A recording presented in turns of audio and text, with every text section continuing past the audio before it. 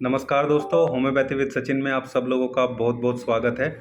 आज मैं बात करूंगा आप लोगों से बेलानाइटिस के बारे में। जो मेल होते हैं, पुरुष होते हैं, उनके जो प्राइवेट पार्ट होता है, पेनिस होता है, लिंग में जो इन्फेक्शन जैसी स्थिति बन जाती है, आगे जो ग्लांस पेनिस होता है, अगला हिस्सा होता है, उस पर जलन, खुजली और बहुत ज़्यादा रेडनेस, कई बार ग्लैंड्स में भी इन्फ्लामेशन हो जाती है, जिसकी वजह से चिपचिपा पदार्थ भी वहाँ से सिक्रेट होता हुआ देखा जाता है।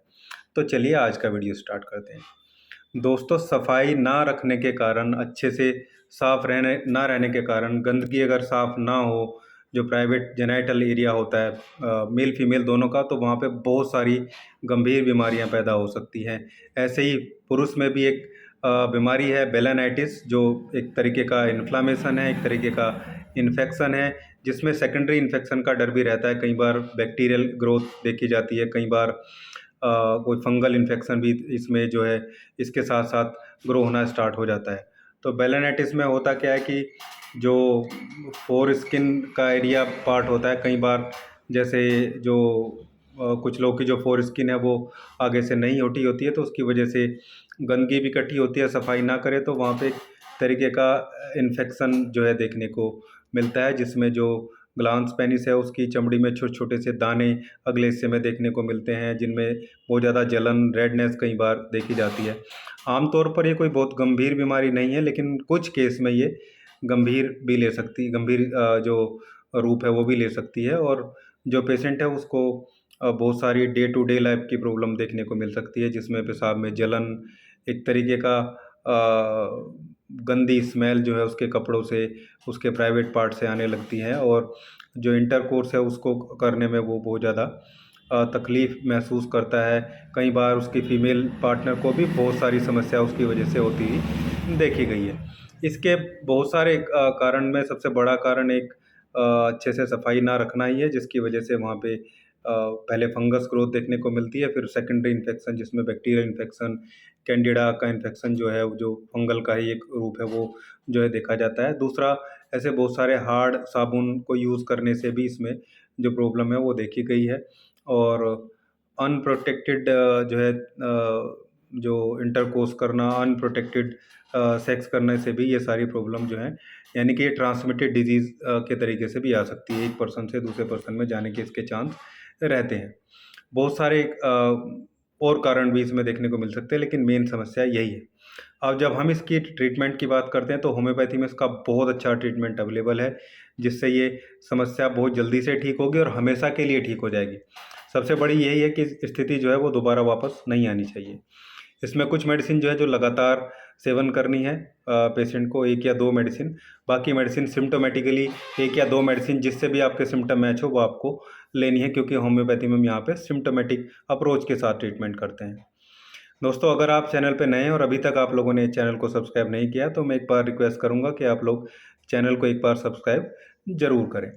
बाकी कमेंट में आप अपनी प्रॉब्लम पूछ सकते हैं, जिसके मैं रिप्लाई टाइम टू टाइम देता रहता हूं।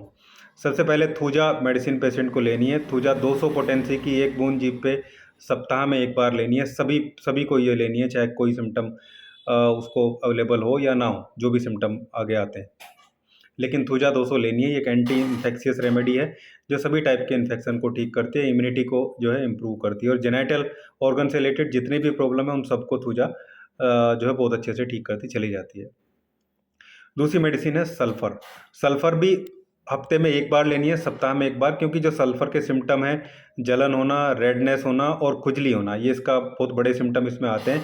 ये लगभग सभी पेशेंट में हमें देखने को मिलते हैं। तो सल्फर की भी 200 पोटेंसी की 2 बूंदें जीभ पे सप्ताह में 1 बार केवल 4 डोज लेनी है, 1 महीने में 4 डोज। थूजा की भी 1 महीने में 4 डोज लेनी है।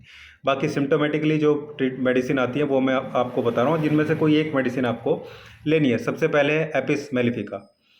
अगर जो ग्लांस पेनिस है, अगले हिस्से में जो पेशेंट के सूजन नज़र आती है, उसमें गर्माहट बहुत ज़्यादा नज़र आती है, तो एपिस मेलिफिका, और एक चुभने जैसा दर्द होता है, जैसे कोई किसी कीट पतंगे ने काट लिया हो, तो वैसी स्थिति में आपको एपिस मेलिफिका 30 पोटेंसी की 2-2 बूंदें जीभ पे दिन में 3 बार लेनी होती है। मार्क्सोल नेक्स्ट रेमेडी। अगर स्वेलिंग है, स्वेलिंग के साथ साथ बहुत सेंसिटिव पेनिस बना रहे, कपड़ा टच होने से भी बहुत ज़्यादा दर्द की स्थिति जो है बनी रहती है, तो ऐसे, और कुछ पीला पीला सिक्रेशन भी वहाँ से सिक्रेट होता रहे, ये ध्यान रखना है। हल्का हल्का सा लाइट पीला दूध जैसा सिक्रेशन पेनिस में से निकले या ग्लांस पेनिस की जो स्किन हो वहाँ से निकले, तो आपको मर्कसोल 30 पोटेंसी की 2-2 बूंदें जीभ पे दिन में 3 बार लेनी होती है। अगर दर्द रहे, दर्द के साथ खुजली देखने को मिले, स्टिंगिंग टाइप का पेन हो, पानी से गीला रहने से चीज़ें बढ़ें, तो रस्टोक्स 30 पोटेंसी की 2-2 बूंदें जीभ पे लगातार दिन में 3 बार लेनी है। वहीं अगर बेलेनाइटिस में बहुत ज़्यादा इचिंग रहे, केवल इचिंग रहे, बर्निंग या दर्द जैसी स्थिति ना रहे, केवल बहुत ज़्यादा इचिंग रहे, तो ये भी बहुत अच्छी मेडिसिन है। ये भी लगभग सभी को सूट आ जाती है। सिनाबेरिस भी लेनी है 30 पोटेंसी में 2-2 बूंदें जीभ पे दिन में 3 बार।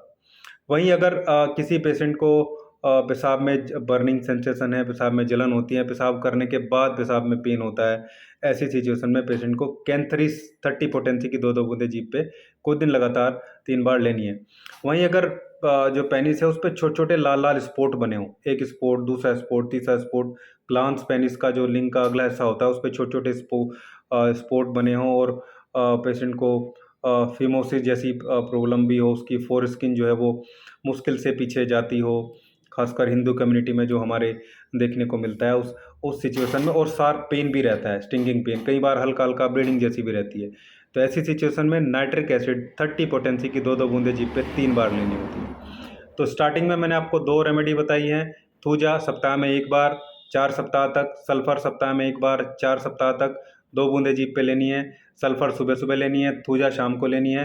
बाकी इन 4-6 रेमेडी जो मैंने आपको बताई, इनमें से कोई एक रेमेडी जो भी सिम्पटम के अनुसार मैच हो, आपको लेनी है और आप देखेंगे बहुत जल्दी आपका जो ग्लांस पेनिस की सिचुएशन है, बेलेनाइटिस है, वो ठीक हो जाएगा। एक एक्सटर्नल एप्लीकेशन भी मैं आपको बता रहा हूँ, जो आपको अच्छे से यूज़ करनी है पेनिस को साफ़ करने के लिए।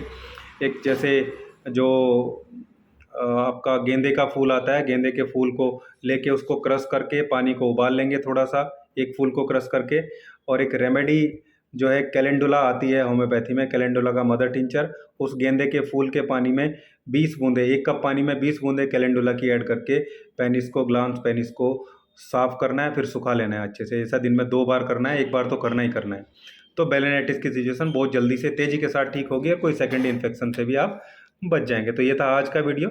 उम्मीद करता हूँ आप लोगों को अच्छा लगा होगा। अच्छा लगा है तो लाइक कीजिए, शेयर कीजिए, चैनल को सब्सक्राइब ज़रूर करिएगा। Thank you.